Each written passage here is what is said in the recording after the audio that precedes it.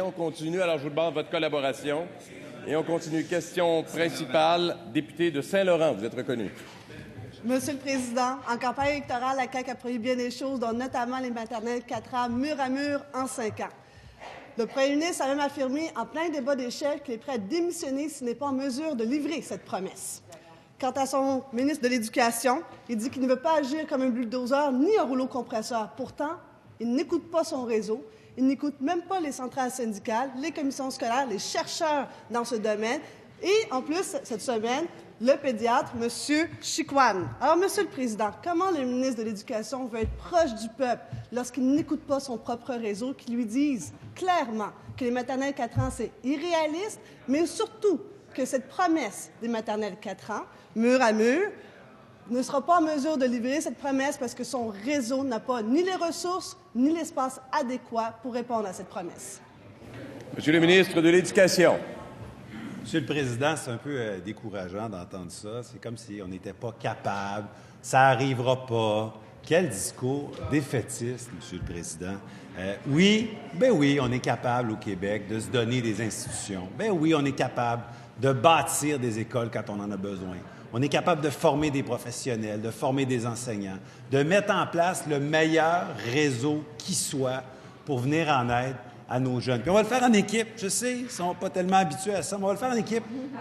On va travailler. Je travaille avec ma collègue, la ministre à l'Éducation, le ministre délégué à l'Éducation. Je travaille avec mon collègue, le ministre de la Santé. Je travaille avec mon collègue, le ministre délégué à la Santé aussi. Et on travaille tous ensemble pour que le 0-7 ans, ça soit un moment où on prépare les jeunes à une réussite scolaire. Parce qu'une vraie égalité des chances, c'est d'arriver en première année, après la garderie, après la prématernelle 4 ans, après la maternelle 5 ans, en ayant tous les outils nécessaires. Nous, on a cette ambition-là pour les jeunes, puis on vous invite à nous aider à le faire pour le bien commun.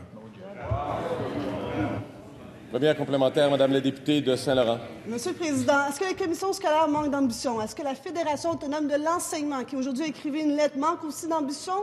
Est-ce que travailler en équipe, c'est aussi de faire la sourde oreille? Est-ce que c'est aussi de jouer sur les mots lorsqu'on dit qu'il n'y a pas de problème de rareté, mais simplement un problème de trouver les enseignants? Est-ce que le ministre de l'Éducation peut aujourd'hui dire qu'effectivement, il y a effectivement un problème de pénurie d'enseignants et trouver les enseignants supplémentaires? Parce qu'à Montréal, on a besoin de 800 et à la capitale nationale, 200. Monsieur le ministre de l'Éducation. Monsieur le Président, les acteurs du réseau scolaire, je les connais bien. J'étais dans l'opposition il y a quelques mois et depuis 4 ans que je parle avec les représentants des centrales syndicales, les représentants de l'Association des cadres scolaires et tous ces groupes-là.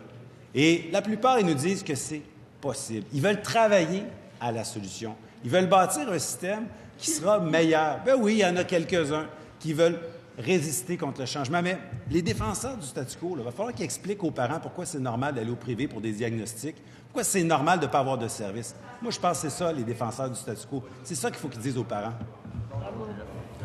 Deuxième complémentaire, Madame la députée de Saint-Laurent. Monsieur le Président, je suis tellement heureuse d'entendre Monsieur le ministre de l'Éducation dire qu'il veut travailler en équipe. Encore faut-il qu'il donne rendez-vous aux commissions scolaires, celles qui désirent abolir.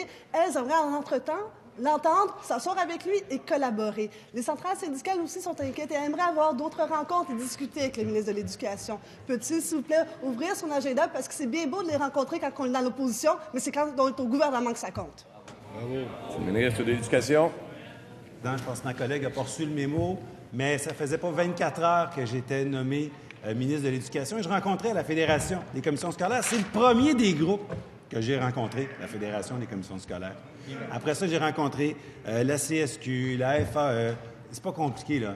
Tous les acteurs du réseau de l'éducation, on travaille en collaboration avec eux. Et souvent, ce qu'ils nous disent d'ailleurs, c'est qu'ils apprécient cette nouvelle attitude-là parce qu'on ne les met pas devant un fait accompli. On leur dit, voici la direction que nous prenons. Venez avec nous pour bâtir des nouveaux programmes, des nouveaux projets. Et ils sont d'accord pour collaborer. C'est ça, la nouvelle approche. Cela met fin à la première période de questions et réponses orales de cette législature. Bravo à tous et à toutes.